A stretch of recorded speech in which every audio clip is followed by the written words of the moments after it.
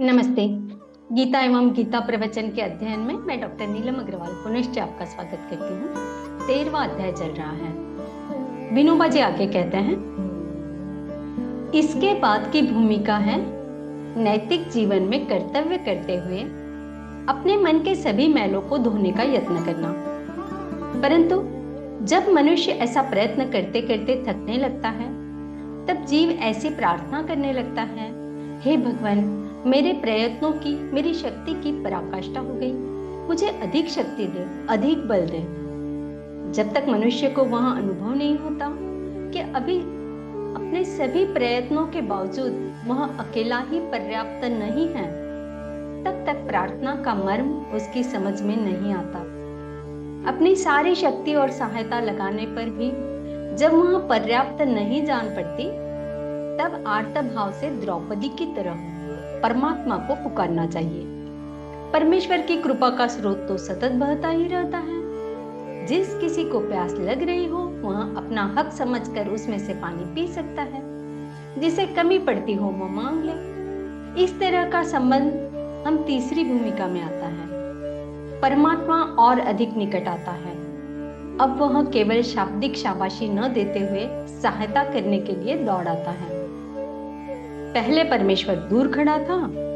गुरु जिस तरह शिष्य से यह कहकर कि सवाल हल करो दूर खड़ा रहता है, उसी तरह जब तक जीव भोगमय जीवन में लिप्त रहता है, तब तक परमात्मा दूर खड़ा रहता है।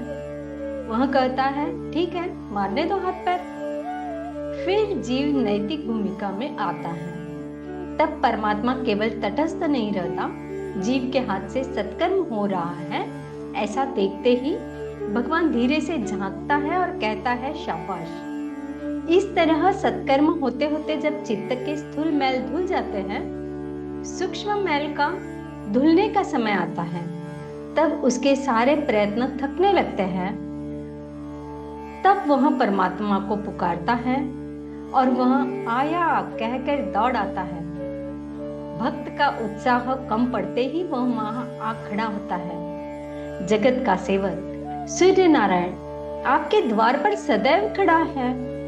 बंद द्वार को तोड़कर सूर्य भीतर नहीं घुसेगा, क्योंकि वह सेवक है। वह स्वामी की मर्यादा का पालन करता है। वह दरवाजे को धक्का नहीं देता। भीतर मालिक सोया है, इसलिए सूर्य रूपी सेवक दरवाजे के बाहर खड़ा रहता है।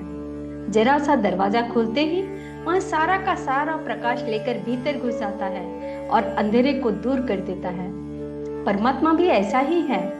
उससे मदद मांगी कि वहां बाह फैलाकर आया ही।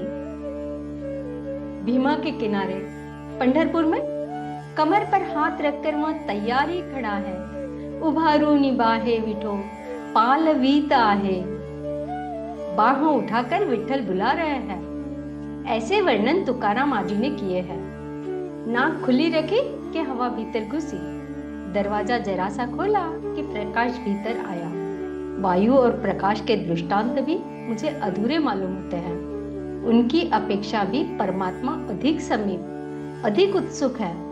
वह उपद्रष्टा, अनुमंता न रहकर भरता, सब तरह सहायक बनता है। मन की मलिनता मिटाने के लिए असहाय होकर जब हम पुकारते हैं, मारी नाड़ तमारे हाथे हरि संभाल जोरे, हम प्रार्थना करते हैं, तू ही मेरा एक मददगार है, तेरा आसरा मुझको दरकार है। तब फिर वह दयाघन कैसे दूर रहेगा? भक्त की सहायता करने वाला वह भगवान, अधूरे को पूरे करने वाला वह प्रभु दौड़ पड़ता है। तब वह रैदास के चमड़े धोता है, सजन कसाई का मांस बेचता है, कबीर की चादर बुनता है और जनाबाई के साथ चक्की भी पीसता है। आइए कुछ श्लोक पढ़ते हैं। 26वां श्लोक चल रहा है। अन्ये त्वेवम जानन्त श्रुत्वान्येभ्य उपासते ते अपि चातितरन्तेव मृत्युम श्रुति परायणः। कुछ ऐसे भी मनुष्य हैं जो आध्यात्मिक ज्ञान को नहीं जानते, परंतु वह अन्य महापुरुषों के परमात्मा के विषय सुनकर उपासना करने लगते हैं। परमात्मा के विषय में सुनने की इच्छा करने के कारण भी वह मनुष्य मृत्यु रूपी संसार सागर को निश्चित रूप से पार कर जाते हैं। यावत् संजायते किंचित सत्वं स्थावर जंगमम् क्षेत्र क्षेत्रज्ञ संयोगात् तद्विद्धि भरतर्षभ। हे भरतवंशी अर्जुन, इस संसार में जो कुछ भी उत्पन्न होता है और जो भी चर अचर प्राणी अस्तित्व में है, उन सब को तू क्षेत्र जड़ प्रकृति और क्षेत्रज्ञ चेतन प्रकृति के संयोग से ही उत्पन्न हुआ समझ। समम सर्वेषु भूतेषु तिष्ठतं परमेश्वरम् विनश्यन्तं य पश्यति स पश्यति। जो मनुष्य समस्त नाशवान शरीरों में अविनाशी आत्मा के साथ अविनाशी परमात्मा को समान भाव से स्थित देखता है, वही वास्तविक सत्य को यथार्थ रूप में देखता है। श्री कृष्णार्पणम।